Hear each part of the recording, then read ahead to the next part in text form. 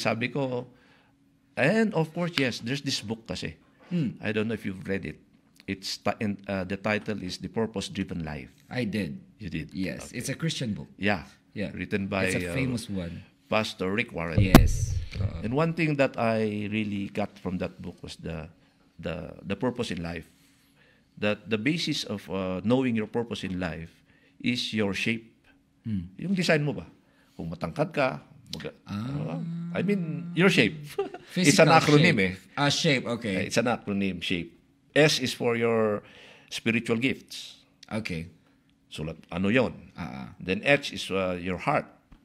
Ano bang gusto? Anong passion mo? What do you like to do? Yeah. Like you want to do these things. Yes, diba? exactly. I was forced by fridge management. Oh, really? Isn't it your heart? No, diba? Yeah, I love doing these things, yeah. Anyway, A, your abilities. Kung kaya ba?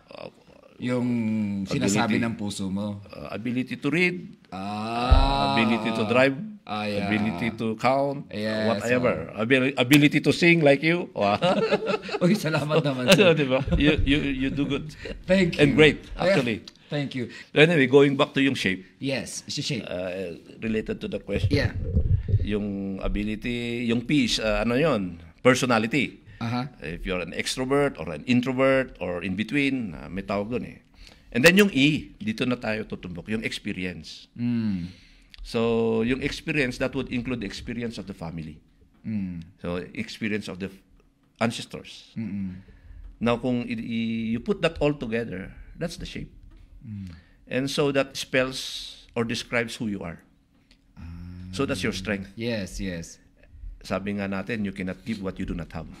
Totoo naman. Diba? Oo, totoo. Okay. But you can give, especially, your strength.